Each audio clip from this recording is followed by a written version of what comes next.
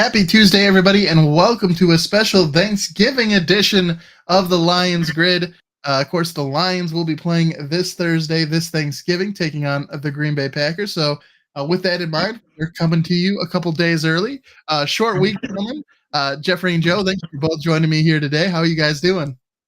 Doing great. Doing good. I'm excited to eat some great food this week. And, the nice thing is heading into it, we get to celebrate a nice win for the Lions over the Bears, a close one there. Were you guys getting some palpitations there watching that game? I was. I didn't think we were going to win. I had said to Mary, and it was the fourth quarter. I think there was like 5 minutes left. I said to my sister, I was like, "Oh, the Lions just lost to the Bears. Fantastic!" And then, sure enough, they kicked that field goal. And once the Bears kicked that field goal, I was like, okay, well, they've definitely lost now. But the Lions, man, they don't say die. No. I said the same thing. I'm like, well, the Lions lost this game. My dad was over and we were watching the game, and I was like, Bears win this. Then sure enough, last 4 minutes, it's like amazing. It was a comeback that the good. I think the good thing was that after they scored the first touchdown, it kind of started to feel inevitable, right? Like, they got that first touchdown, then they held them to that 3 and out. I hate when teams go to that prevent conservative defense and quit doing what's been working all game for them. And the Bears are just the latest team. I'm not, we'll talk about it when we get to the game here in a second, but I'm not sure how much of it was either the Lions just having that great tenacity and that determination, that gritty win, or if it was just the Bears expertly throwing a game to tank.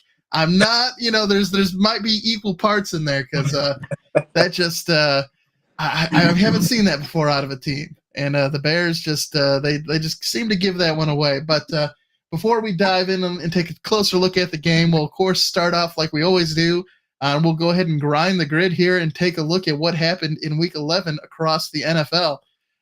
So let's throw up the presentation here, and let's get started. Of course, things started on Thursday night last week with an AFC North matchup between the Cincinnati Bengals and the Ravens. 2 big injuries in that game. Joe Burrow knocked out for the season, and the tight end, why am I blanking on it? Mark Andrews was thought to be lost for the season. But I have heard recently that John Harbaugh said that he may be able to come back this season. So, but the Ravens were able to get the win there, 34-20, and they continued to hold their lead over the AFC North with the victory there. Next up, we had another AFC North matchup, this time between the Steelers and the Browns. And the Browns, with DTR getting his first win as a rookie quarterback, winning that game 13-10. We'll talk about it in a little bit here, but that also was the last game with Matt Canada as the offensive coordinator for the Steelers. Next up, we had the Raiders traveling to Miami to take on the Dolphins. The Dolphins showing some defense in this game and getting a win 20-13.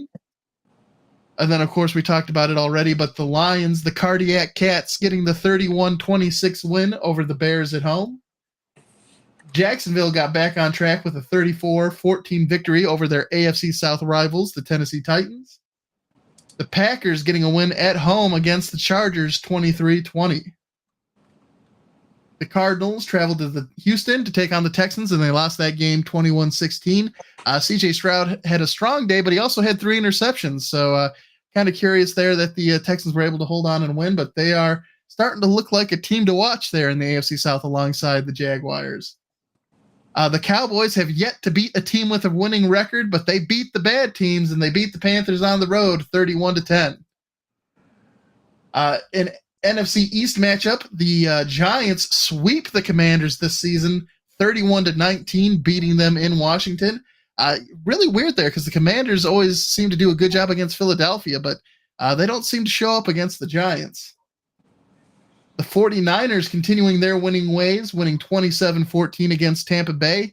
Tampa Bay hung around in the first half, but Brock Purdy seems to have gotten whatever was his issues figured out and is starting to really tear things up there with San Francisco. He had a perfect passer rating in that game and just looked real good.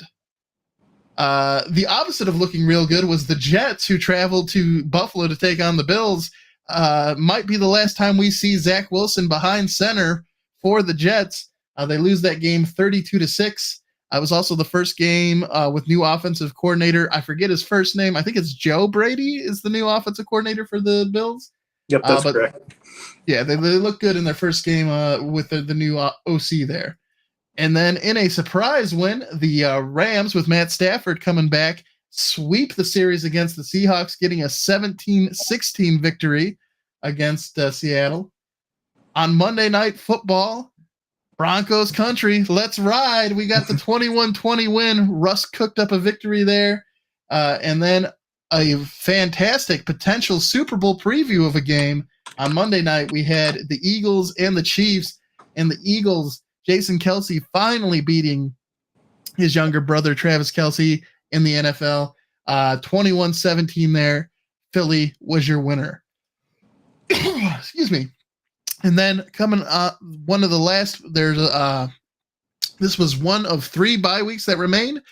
So after this one, there's only 2 more bye weeks for teams. But this week we had the Patriots, the Falcons, the Saints, and the Colts all taking it easy, not in action this week. So, gentlemen, it was a loaded weekend. We have some good buy or sell topics to talk about here. But was there anything from those outcomes that really surprised you in terms of games that really made you scratch your head? I think for the most part, everything seemed to make sense. But I know for me, I think the biggest disappointment was seeing Joe Burrow go out, because I was interested to see that AFC North was definitely shaping up to be a very competitive division. And I think it's sort of losing him. I think it'll still be competitive, but obviously, it's hard to replace someone like Joe Burrow behind center. So anything catch your guys' eye from this weekend's games? I was happy to see Denver beat Minnesota because that helps us out in the division. And, personally, I'm a fan of Russell Wilson in Denver, so I like to see them do well. Very nice. Jeffrey, anything on your side? As far as surprising goes, I am surprised actually about the Eagles and the Chiefs, and the Eagles, their skill players kind of letting them down. I mean, I think they haven't looked that bad on offense since they actually played us in the first week. But the Chiefs, their offense is struggling, and their defense is actually the strength of their team this year. So just that kind of, to me, that was surprising. Yeah, it's funny you mentioned that. The way that the Chiefs defense was able to get after Jalen Hurts, it really seemed like that impacted him in the first half. He did not have a whole lot of production. And we talked last week. One of our points was, being that I mentioned was being a little bit disappointed that the Lions didn't invest heavier at the trade deadline to get some pass rush help. That could be a sign. Again, Aiden Hutchinson at the end of the game against the Bears, and we'll talk about it, was able to come through and make a play. I think really the way that you neutralize a lot of these quarterbacks is to get pressure on them and make them do things that they wouldn't usually do with the ball, take them out of their comfort zones. And I just, my question is, do the Lions have enough of that come playoff time to be able to win some of these games? And we'll have to see. I mean, they're definitely getting wins in the regular season, but against these top tier teams, I would definitely feel better with another pass rusher or two backing us up. But we'll talk a little bit more. We'll jump into the buy or sell here. And so Tyreek Hill had another good day for Miami. He's still on track to hit that 2,000-yard receiving season. Are you buying or selling the fact that he will set the first 2,000-yard receiving season in league history? Let's start with you on this one, Jeff. I am going to sell this. I think he's on pace definitely to break it, but I think as the year kind of gets into our back end of our season, things are going to tighten up. People are going to be looking better than their first matchups with them, especially in the division. People are going to be trying to get into the playoffs, so I think games are going to be tighter. Their offense, in the beginning was absolutely like lighting people on fire, but I think they're going to regress a little bit to their mean, and I don't think Tyreek Hill will quite get there, but I think he'll be close. Joe, what are your thoughts? Yeah, I'm going to have to buy this. I think that there's going to be some explosive plays with Tyreek Hill, and especially since the Miami Dolphins are moving more towards being a competitor in the playoffs and ultimately competing for the division.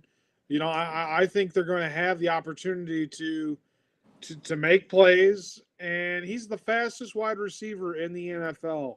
All he has to do is beat the DB and catch the deep balls, and even when he catches the ball, he's a playmaker in space. So if he's on pace to beat the record, I would say he will beat the record because Calvin Johnson had a good season, but we got an extra game now in the NFL for Tyreek Hill to do this, and I think he will. Yeah, definitely the extra game helps. And you're also, I agree with you, Joe. I'm going to buy on this one as well. I think the thing that helps him out is the fact that he doesn't need a lot of catches in a game to get those 100 yards to help, to rack up a lot of yardage to help push him towards it. So, he can take those big plays can definitely help him achieve this. And he definitely, like you said, has the speed to get behind most DBs in the league. And when that happens, as long as Tua and him stay healthy, I think they got a good shot of hitting that record. Speaking of contenders in the AFC, though, and Joe, you talked about them a little bit earlier in them getting that win. The Broncos now 5-5. Are you buying or selling the fact that they are a contender now in this AFC playoff picture after their disastrous start to the season? Joe, let's start with you on this one. My say would be that I would hope that they would be, but I'm going to have to sell this one personally about what I think about the Broncos. I think they just, it's a little bit too little too late for the Broncos this season. They had such an awful start to the season. I know they're 5-5. They're turning things around, but I ultimately think they can't keep this up. They're going to fold. I'm not sure what the playoff picture looks like in that division, but I can't see them being any better than at 500 at the end of the season. Maybe a game over, but is that good enough to get into the playoffs? I would hope so, but I'm doubtful, so I'm gonna have to sell this. Jeff, what are your thoughts here?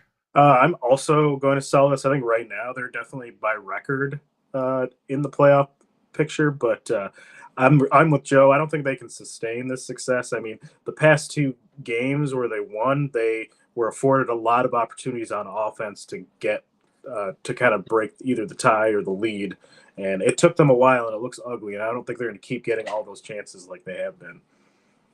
You know what? I am going to say let Russ cook, and I'm going to buy this one. One of the teams that currently holds the wild card spots in the AFC, if the playoffs were to start today, is the Pittsburgh Steelers.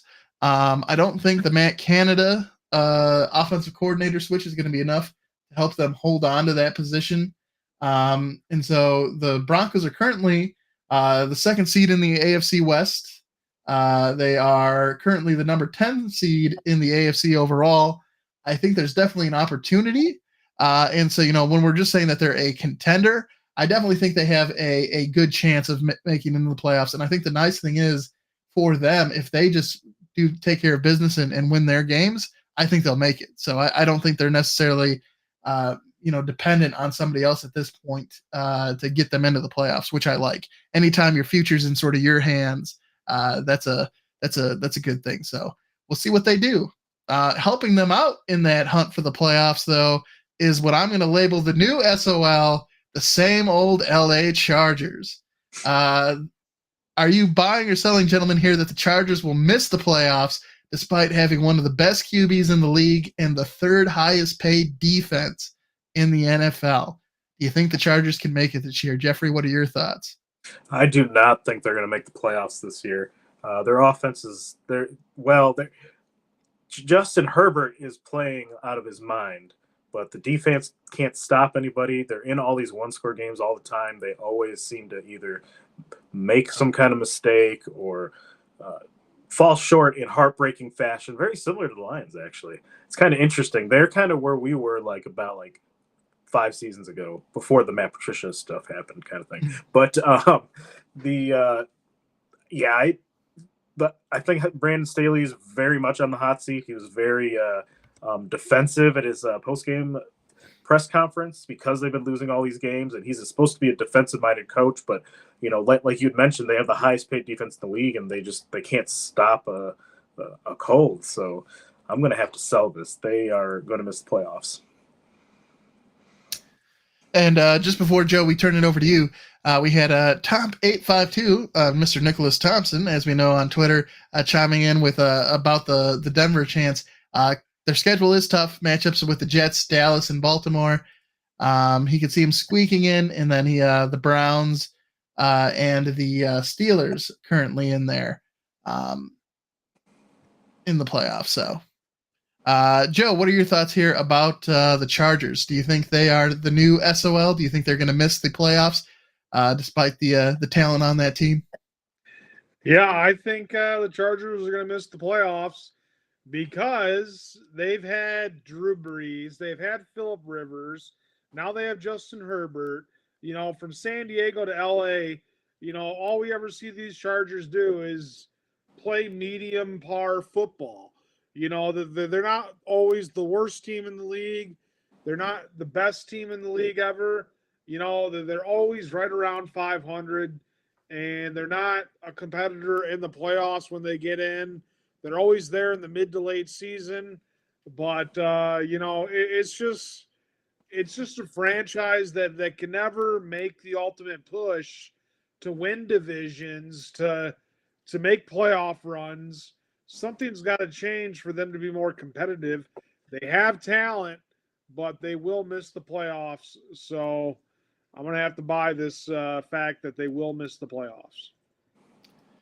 Yeah, I think I'm in the same boat. Definitely going to buy here as well. I think, you know, Jeff, you brought up the parallels between them and the Lions. It almost feels like the Lions, like you said, before the Matt Patricia era, or like when they had, you know, Calvin Johnson and Golden Tate and Ndamukong Suh, and they had like a lot of talented pieces on the team, but the team just couldn't.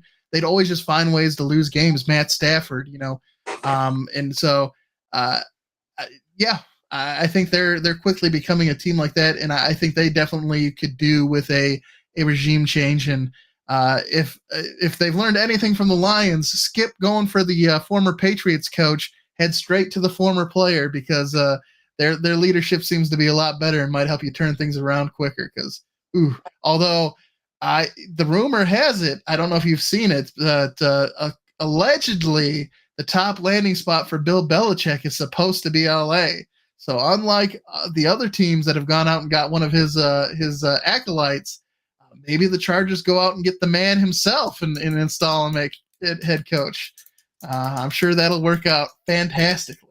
Bill doesn't strike me as a California guy for some reason. You know, the hoodie in the heat just doesn't sound like a good idea, but, you know, we'll have to see. And then also the first part about the tough sledding for the schedule, that was actually about the Tyreek Hill question about him hitting the 2,000 yards. The Dolphins have a tough schedule ahead of them. So I had attributed that to the wrong question there. But after last night's victory, gentlemen, are the Philadelphia Eagles the best team in the NFL? Are you going to buy or sell this one? Jeffrey, let's start with you. I'm going to currently buy this. They went in and beat Kansas City. I know Kansas City is struggling a little bit right now, but they've won all kinds of games this year. They've won games where they've dominated. They've won games where they're behind, where they're not playing well, and they're still being very productive and keeping kind of their winning ways going from last year. And other teams look a lot more beatable, but I think right now Philadelphia is right there at that top tier here. Joe, what are your thoughts here? Yeah, Philadelphia has proven it with the best record. They've proven it with a tough schedule. You know, they're in a tough division. Philadelphia is coming out this year, and they're playing good football. You know, they're probably going to get the number one seed unless they have a meltdown mid to late season or at the later part of the season. You know, Lions are right there, you know, trying to get that number one seed so they get the playoff bye. But, you know, we'll see how that goes. You know, we think that the Detroit Lions will get a home field advantage. But Philadelphia is ultimately going to get the bye if things go as the way it is.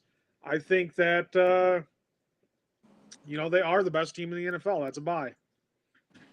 Yep, I'm in the same boat. You know, until somebody comes out there and beats them and proves otherwise at 9-1, they're the best team in the NFL currently. So we'll have to see. They're another team too, like us, that has stayed pretty healthy. They do have some injuries in their secondary, but overall, their key playmakers are around in there, and they just find ways to win games. Teams missing key playmakers, especially in the AFC North. We now have Deshaun Watson out for the season. We have Joe Burrow out for the season. Are you buying or selling the fact that either Cleveland or Cincinnati, I guess this is sort of a pick one or the other. Which one are you going to buy in this situation, and which one are you going to sell? Which team has a better chance of making the playoffs without their starting QB, Cleveland or Cincinnati?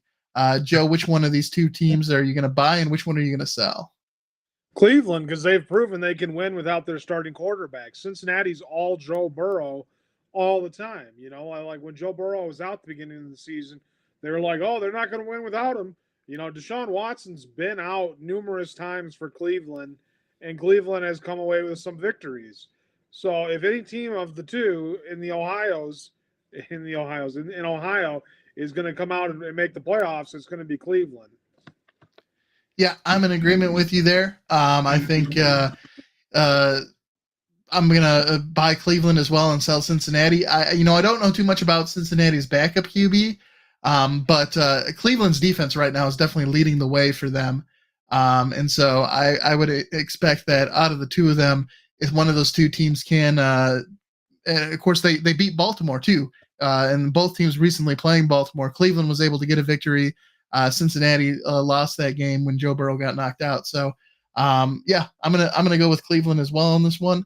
And I think they have probably the best chance out of even the Steelers, who do have their starting quarterback Kenny Pickett. I would say if I had to pick two teams from the AFC North to make the playoffs, I'm thinking it's going to be Baltimore and Cleveland.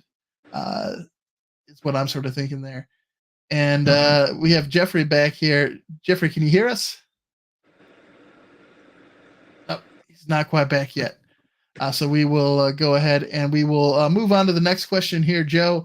The LA Rams, they've swept the Seattle Seahawks. They are currently sitting at 4-6. Currently with they're one of the bubble teams sitting there in the 9th spot in the NFC. Do you think they will buying or selling the fact that they will make the playoffs as a wild card team? What are your thoughts about the Rams here, Joe? So they're not making the playoffs. They got too many missing pieces. I know they got Matthew Stafford, but he's coming into his old age and not really going to be able to, carry the team on his back, like he did with the Lions for some years, but they got too many missing pieces. They've already won their Super Bowl. The drive's not there. I don't see them making the push and being competitive, for a playoff spot. So this is a sell. Yeah, this one's going to be interesting. For me, they have a young defense, mostly because of the fact that they have had to build one because they don't have a ton of cap room. They've sort of traded away their draft picks, their high draft picks too. There's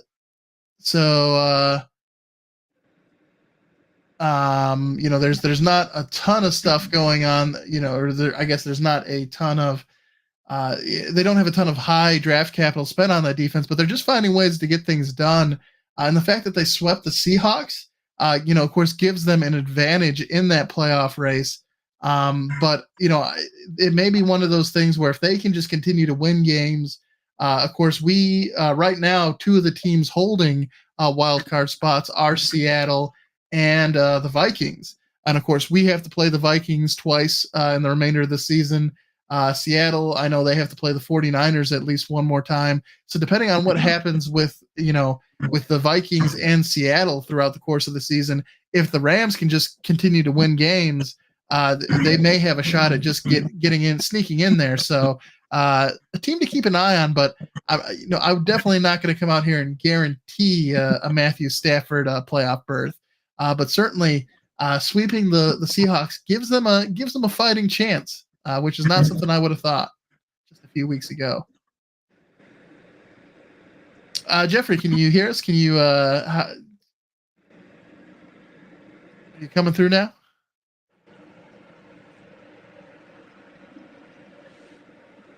I don't hear him, so we will move on to the next question here. And the next one here is that are you going to buy or sell that one of the 4 teams in the league who have never reached the Super Bowl will win it this year? 3 of those teams belong to the AFC, that being Cleveland, Houston, and Jacksonville. And then, of course, the other team is the Detroit Lions. Joe, do you think one of those 4 teams could be your Super Bowl champions this year? Hey, I picked the Lions, Kansas City Super Bowl at the beginning of preseason, and I'm still thinking Detroit, if they get to the Super Bowl, they better win the Super Bowl, So, I'm thinking the team that has the best opportunity to win the Super Bowl is Detroit. So, I'm going to have to go out and root for the home team and say this is a bye. Detroit will win the Super Bowl. Yeah, I'm going to buy this one as well, just because right now all 4 of those teams are currently, if the playoffs started today, are in the playoffs.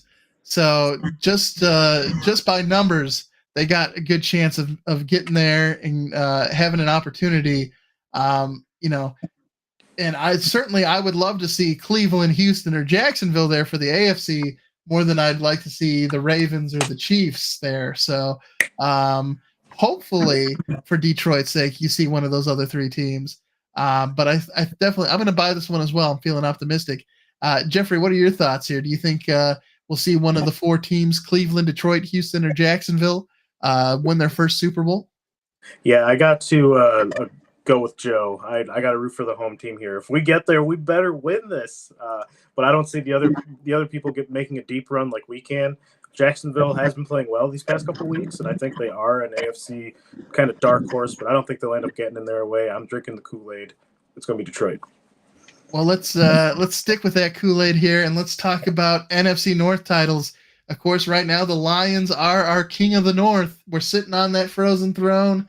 The Lions have never won an NFC North title. They have won 3 NFC Central titles, but they've never won the NFC North title.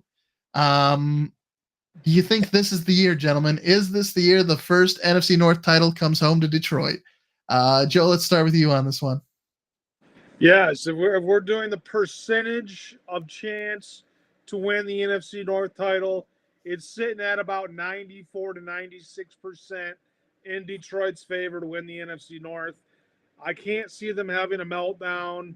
I can see them winning the majority of their next games, especially with that loss to Denver last night for Minnesota. That sets them back even further.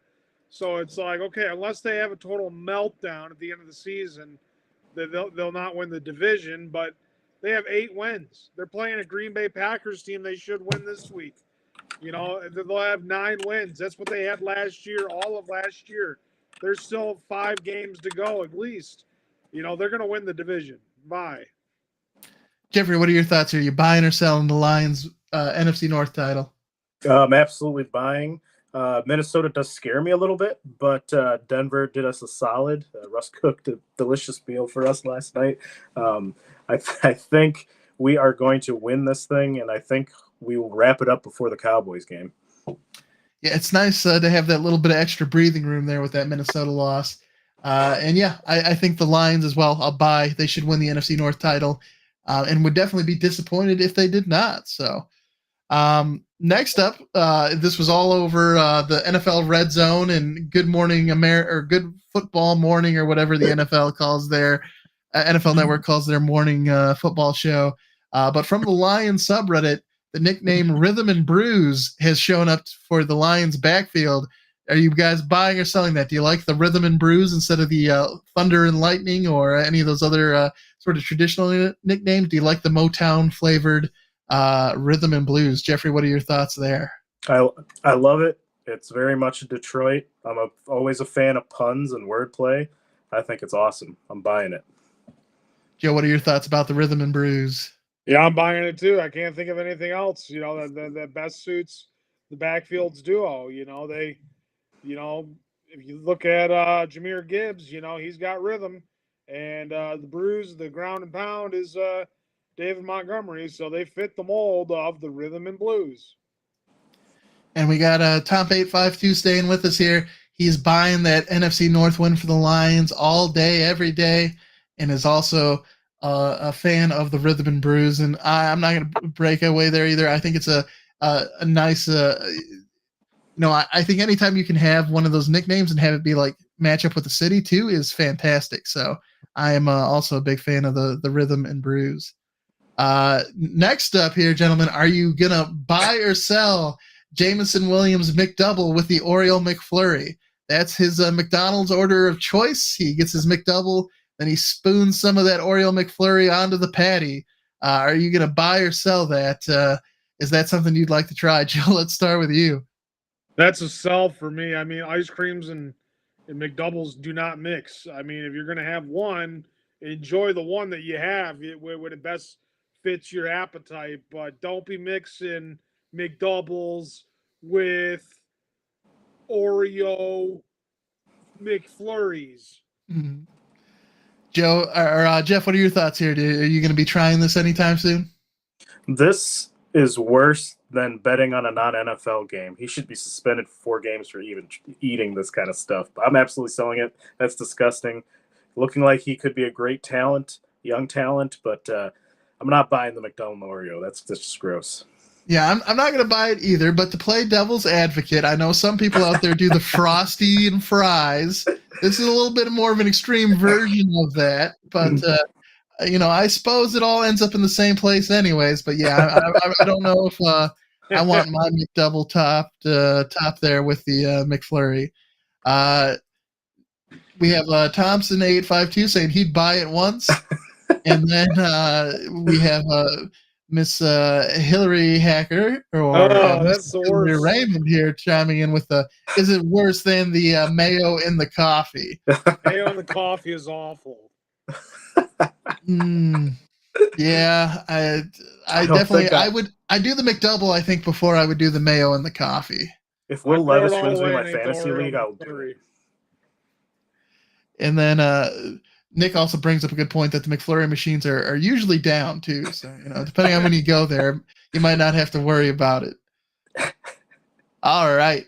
Well, now that we've gone through the buy or sell segment here, we'll do a quick run through our hot butts list. I did toss in a few people here, just keeping track of the people who have been fired. They aren't head coaches, and that's who primarily we're focused on. But I did add in, of course, we have Josh McDaniels fired. Here's one of the new additions. We have Ken Dorsey, of course, the former Buffalo Bills offensive coordinator. He's been let go. And the newest addition, or the latest coach fired so far this year, Matt Canada, the former offensive coordinator for the Pittsburgh Steelers. So far, they are the 3 coaches that have been fired. And then on our list, still having a pretty toasty butt, especially after that loss, the way they lost to the Lions. Matt Eberflus sitting there. Ron Rivera, of course, got beat down by the JV team that is the New York Giants. Still, Brian Daboll, he's still going to be up here because the Giants are not good. Bill Belichick's still here. He was on a bye, so he didn't really see any movement. Mike Vrabel, the Titans, chalked up another loss, and Will Levis has seemed to cool off from his hot start, so it doesn't seem like Will Levis will be enough to potentially save Mike Vrabel there. Frank Reich, the Panthers continue to just look bad. So I think we all sort of think that they'll give him an extra year, but every time they get another loss, it makes me wonder, especially when Bryce Young doesn't seem to be showing improvement, if they will continue that experiment down there. Possibly the hottest butt currently in the league, Brandon Staley. Rex Ryan said he needs to go back to Division III football where he belongs because of the horrible job he's been doing coaching that Chargers defense. Sean McDermott, he might be doing a little better now with the new offensive coordinator, but we'll have to see if the Bills can make the playoffs. Excuse me. Arthur Smith, the Falcons head coach, and then Todd Bowles. They look good against San Francisco, but still trending the wrong way there with another loss. So just some names to keep an eye on as we continue to progress through the season. And then, of course, as mentioned, as we were talking about the NFC North Championship, the King of the North is the Detroit Lions at 8-2, and now 2-0 in the division on a 3-game winning streak. The Detroit Lions are your kings. Long may they reign. All right, gentlemen. So, we talked a little bit about the game already. The Lions did not look great, especially through the first 3 quarters of that game. The Lions trailed by 12 points with 4 minutes and 15 seconds left. Jared Goff had thrown 3 interceptions. He had almost actually thrown another one that the defender dropped. That would have been a pick 6 had he actually hung on to that and taken it the right way.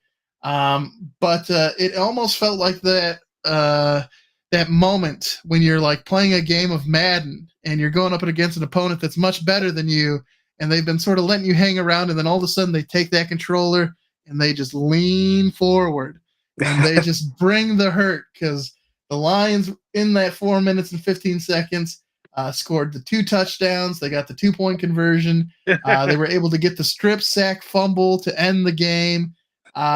They just in the last 4 minutes showed up and showed why they are the best team in the NFC North. It was a gritty come from behind win, and I think championship teams do that in a season. They'll have games that it looks like they should lose, and then they just find a way to win.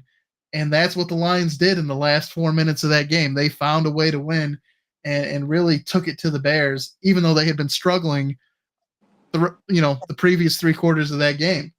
Jahmyr Gibbs recorded his 4th consecutive game with a rushing touchdown. That's his 5th rushing touchdown of the season. He now joins Kevin Jones and Barry Sanders as the only Lions rookies to rush for 1 TD in 4 consecutive games in franchise history. We've talked about Jared Goff, his Achilles heel being the pressure. He completed 3 of 7 passes under pressure for just 32 yards and 2 interceptions through the first 3 quarters of that game. As we mentioned, they were bad in the first 3 quarters. But in his 4th quarter comeback under pressure, he went 6 of 8 for 87 yards and a touchdown. So when it really became crunch time and they needed to have that comeback, even the pressure didn't get to Jared Goff. He was able to overcome that and looked really good. And then the Lions, as mentioned, who have never won an NFC North crown or have never hosted a playoff game at Ford Field, are now 8-2 for the first time since 1962. And did you know, we mentioned they had 3 NFC Central wins. Did you know that another team with 3 NFC Central wins is the Tampa Bay Buccaneers? So, who are, of course, no longer in the NFC North. They're down there in the NFC South. But the Lions have as many NFC Central wins as the Tampa Bay Buccaneers. It's really, I was looking at the history, it's really been the Vikings and the Packers and the Bears that those guys have been sort of, they go through stretches where they've been dominating the NFC North / Central. And then you have every once in a while an upstart like the Lions or the Tampa Bay Buccaneers getting a title. But yeah, we are in uncharted territory for the Lions, gentlemen. What are your thoughts after that come from behind victory? Joe, let's start with you. Yeah, I personally thought that Goff needed to have a game like this. He needed to have a game where he threw at least 2 or 3 interceptions and still was able to play clutch football when it mattered the most. Because, Goff's been playing, on thin ice. He's afraid of making a mistake. He don't want to get sacked. He don't want to fumble. He don't want to throw the ball away. He wants to play on ice. Well, in this game, the Bears riled him. They disturbed him, and he made a lot of mistakes, but not too many mistakes to lose the football game. When it mattered the most, he was able to play fundamentally sound football and still play well enough to win the football game. That's important. you could go 2-2 with 2 touchdowns, 2 interceptions, or 3-3. But if you win the football game, nobody talks about how bad the interceptions were, the turnovers were, or how poor the offense played for the first 3 quarters. They talk about the amazing comeback that happened. So I personally think that the most key thing we can take out of this victory is the fact that Goff didn't have a good game, but when it mattered the most, he was able to come through clutch. Absolutely. Jeff, what were your thoughts about that victory? I absolutely agree with Joe. I mean, Jared Goff played pretty poorly the first 55 minutes of the game. Then he turned into Joe Montana out there, making big plays under pressure. He really bounced back, and I think it's a kind of a testament to the offensive coaching staff to kind of keep sticking with him in the game plan, not throwing in the towel, and just keep doing what we do best and trusting him to get out there. But it's very gritty win. And Joe and I were talking about this in the pre-show a little bit. It's good that we won a game like this. It proves that we can win a game like this. So if we're ever down in very dire straits later on, or even in the playoffs, we know that we can do something like this. And I think that goes a long way for the confidence. Yeah, I was worried that it was going to be similar to earlier this year, where we went and beat Kansas City, and then we had that game against Seattle at home, and we had the letdown. And I thought, especially when it was after that field goal that they kicked, Cairo Santos kicked to go up by 12. I was like, okay, well, they're up by 12 now. The Lions lost this game to a team they should beat. And I thought it was like, okay, you had a really nice game where you had that shootout with the Chargers and you were able to get the win, and then you sort of have that lull, that hangover loss to a team that you should beat, and they were able to sort of bring that back from the brink, which is definitely good to see, because the Bears aren't a team that the Lions should be losing to, and the fact that they were able to yank it back, definitely impressive. It was the first time they were able to play at home in 3 weeks. They had an away game, the bye, an away game, and then they finally made it back home, and they're like, they didn't know what to do, Yeah. Yeah. So it's nice to see them defend the den there, get that win, and because it was certainly, especially with the Broncos beating the Vikings, had the Vikings been able to win that game and had we somehow lost to the Bears, it would have definitely made things spicy for us.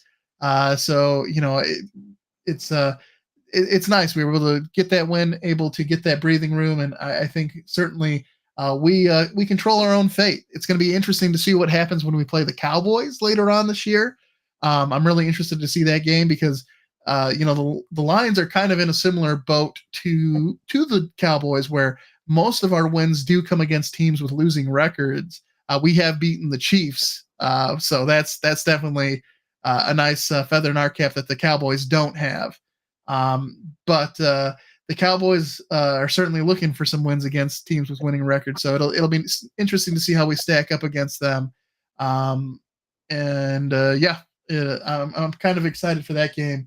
Definitely more so than this Thanksgiving game, even though, of course, I'll be watching. But I expect the Lions to kind of roll here against the Packers.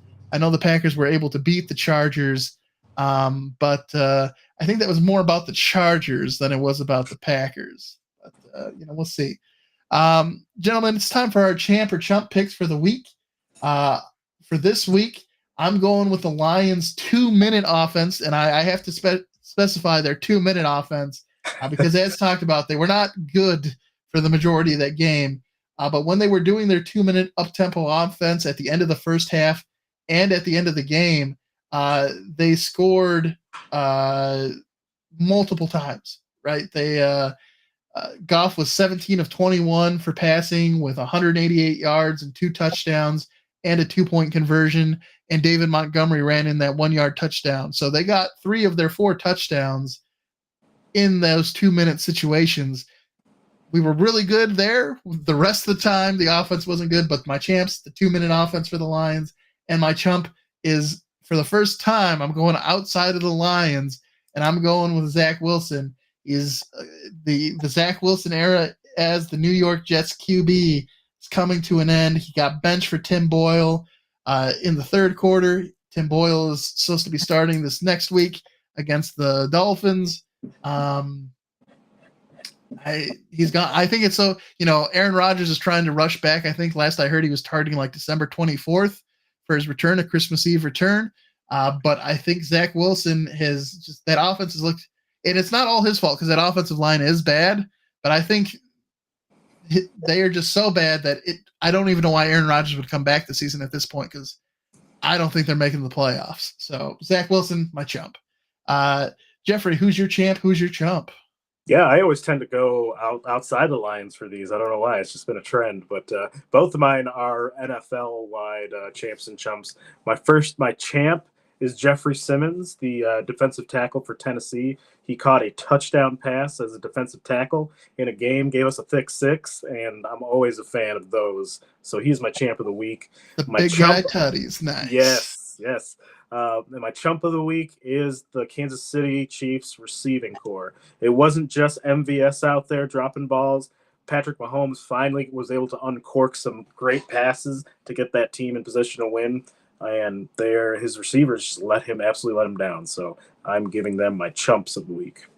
Yeah, it's going to be interesting to see what happens with Kansas City in future years, because after that game, Travis Kelce was talking about the idea that retirement isn't it's something that's starting to pop up into his mind. So if Travis Kelce retires, the cupboards are looking pretty bare at that point for Patrick Mahomes. So that'll be interesting. Joe, who's your champ? Who's your chump this week? I'm going extremely generic on this one. I'm saying the champs are the Detroit Lions. The chumps are the Chicago Bears. Anytime you can come back from a deficit like that within the last 5 minutes of the football game and win, that's a major success. Anytime you give up that many points in the last 5 minutes, that's a chump. So the Lions are champs, the Bears are chumps. I'm there with you. I think there's going to be a lot of changes to that coaching staff in Chicago, which is the only reason why I think that they're not like a masterful stroke by them. Because like I said, it was either the best throw that I've ever seen in an attempt to tank for a better draft pick, because there have been plenty of times where other teams have been up and won games they shouldn't. But the Bears, man, they stopped doing what was working all game and just sort of laid down and let us punch them right in the mouth, collect those kneecaps. I'm not going to complain, but it was you're absolutely right, Joe. That was bad out of the Bears. All right, gentlemen, that brings us to our Thanksgiving Day matchup here against the Packers. The Packers and the Lions have met 8 times on Thanksgiving. The Packers have won 5 of those 8 games. The rivalry between the two teams, including the Thanksgiving Day games, have been played 188 times. And Green Bay leads the all-time series 105 wins. The Lions have 76 wins, and they've tied 7 times. But I think the most important fact is that the Lions have won the last 4 meetings between these two rivals. So they swept them, of course, last season, and they also beat them in the previous season. The Packers, they're coming off a 23-20 win over the Los Angeles Chargers. They've won 2 of their last 3 games. They lost to the Steelers last week, and then they beat the Matt Staffordless Rams the week prior. In the 6 weeks since the Lions and the Packers played previously, when the Lions beat the Packers, Jordan Love hasn't really, he hasn't been necessarily lighting things on fire. I think they're still questioning whether or not he is going to be the long-term answer to fill that role, that void left by Aaron Rodgers. Of course, he's now having to sort of step it up a little bit because last week Aaron Jones was injured and could miss the game here against the Lions because of the short week. So, and then their secondary is also getting pretty beat up. Starters Darnell Savage and Eric Stokes are on injured reserve. Jair Alexander and Rudy Ford had to miss their last game. So it'll be interesting to see if they play this week again because of the short week with Thanksgiving. And then, of course, they traded starting corner Rasul Douglas to Buffalo at the trade deadline. So that Packers secondary is looking a little soft since we last seen them. Initially, when the schedule was released, The Lions were 4-point favorites. Since then, it has grown to a 7.5 spread, with the Lions favored to beat the Packers. The money line there is plus 275 for Green Bay, minus 350 for Detroit, and the over/under, according to BetMGM, is 48.5. So the Packers are the Lions are favored to beat the Packers in this game, is what we're seeing from the betting community. Gentlemen, what are you sort of looking for the Lions here against I think a game where they should and are rightly favored to beat the Packers? Jeff, let's start with you about your thoughts about this Thanksgiving Day showdown. What I'd like to see is a good defensive get-right game as far as holding points and yardage down. I think our last couple games we've had to win in shootouts, and I would really like to see kind of the pass rush get going a bit. This is a bad team, and we played a bad team last week, and arguably a bad team against the Chargers, and we ended up having to play very close games with them. So I'm looking for a huge defensive performance, just a huge overall performance Thanksgiving. It's one of the few times where we're on Thanksgiving and we're not a joke. So let's I just want us to go out there and rep how good we are. Joe, what about you? What are you looking for from the Lions in this game? I'm looking for them not to let up their good play. Like I want another complete football game. It doesn't have to be a blowout. Just a competitive football game where the Lions are up a score or two. Throughout the majority of the game, and just for them to play well on offense and on defense. Play a regular football game. Win the football game, and have a player become the Thanksgiving Day player for the Lions that on Thanksgiving. I'm there with you, gentlemen. I'd like to see JMO too. He got that touchdown pass to help us come back against the Bears. He had that big block the previous week to help spring David Montgomery down the field. Everything that I've heard from the team is that everyone's really encouraged with him. And he hasn't really taken that next step yet, but he continues to build those positive moments, continues to do the right thing. So I'd like to see him continue, have another good outing here against the Packers and add to that, because we've kind of seen that with Jahmyr Gibbs, right? He started out slow and he has been sort of building this resume as the season's gone on. I want to see J-Mo continue to do that. He caught a touchdown pass, like I said, last week. I'd love to see him catch another one and maybe a couple other grabs in this game.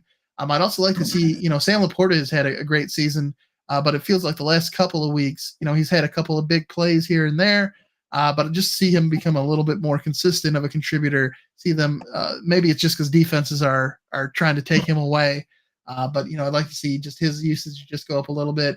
And then, the defensive side of things, would love to see the pass rush get home a little bit more. They did only have, I think, 2 sacks or 2 tackles? I think it was 2 sacks or something in this game against the Bears. In the previous week, they had none. So I know Brian Branch had a couple of tackles for loss. So we are seeing players outside of the front seven coming in to help out. But would love to see that pass rush get going, because again, when we play teams like Philadelphia and the Cowboys and San Francisco potentially down the road, I think those are going to be we're going to need that to help get those W's. So that's what I'm sort of hoping for. And of course, we all went with the Lions last week to beat the Bears. So everybody going +1 in that pick'em column. Joe's now at 7-3, and me and Jeff, of course, because we've picked the Lions every week, are mirroring the Lions at that 8-2 record. Gentlemen, Green Bay or Detroit here on Thanksgiving. I'm going to stick with the Kool-Aid. This is not the week. The week I may pick against them, and I have to sort of make up in my mind, is it going to be the Cowboys game, or is it going to be the week after the Cowboys game for a letdown? That's what I got to figure out, because I think those are probably their 2 best chances to lose a game the remainder of the season. They play the Cowboys on the 30th, and then they play the Vikings on December 30th, and then they play the Vikings on January 7th. At that point, it might not even matter, so they might have their backups in. But I think one of those two games will be where I pick against them.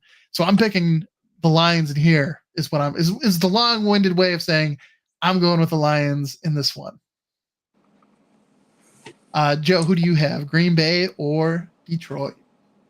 Yeah, I'm going with Detroit. They should win this football game. They're a better team and gain some more lead in the division. I think Detroit will win. So we're 2 of 2 so far, Jeffrey, for Detroit. Who you got? I am sticking with Detroit. They're going to give us a great Thanksgiving entertainment for lunch for those of us who are having Thanksgiving lunch. I have to pick against the Lions at some point if I want to win this competition, but I'm with you, Kevin. I'm probably going to do that towards the end of the year. We are going to roll this week. I'm there with you. And I think it'll be hopefully a very joyous Thanksgiving for everybody, whether you're going down to Ford Field for the game or if you're just staying at home and enjoying things. Certainly wish everybody a happy Thanksgiving and that you get to spend some time with your loved ones, friends, and get to relax and recharge a little bit as we head into the rest of the holiday season, with Christmas, Hanukkah, and all that fun stuff that's coming up. Should be good. Looking forward to having some turkey myself. So I want to thank everybody who tuned in today. That's it for today's show. We will be back for our normal Thursday, 6 o'clock time slot next week. Of course, hopefully we'll be celebrating a Lions victory over the Packers, and then we'll be taking a look forward at the Lions, who will be to the Saints game. The Lions will be traveling down to New Orleans December 3rd to take on New Orleans there. So we'll preview that game. But hopefully we'll be 9-2 as the Lions get a victory here, and we'll be in really solid place as we look to finish out the final 5 games of the season. So thanks everybody again for tuning in. We really appreciate it. Again, we come to you live on YouTube, Facebook, Twitch, and Twitter. So whichever one of those channels is your favorite, go ahead and find the Lions Grid profile. Make sure you give us a like, follow, and subscribe, and you'll be able to stay up to date with all the latest episodes. And of course, Thursdays at 6 o'clock is our normal time. So hopefully we'll see you next week with a Lions victory. Happy Thanksgiving again, and we'll talk to you later. Have a good one, everybody. Happy Thanksgiving.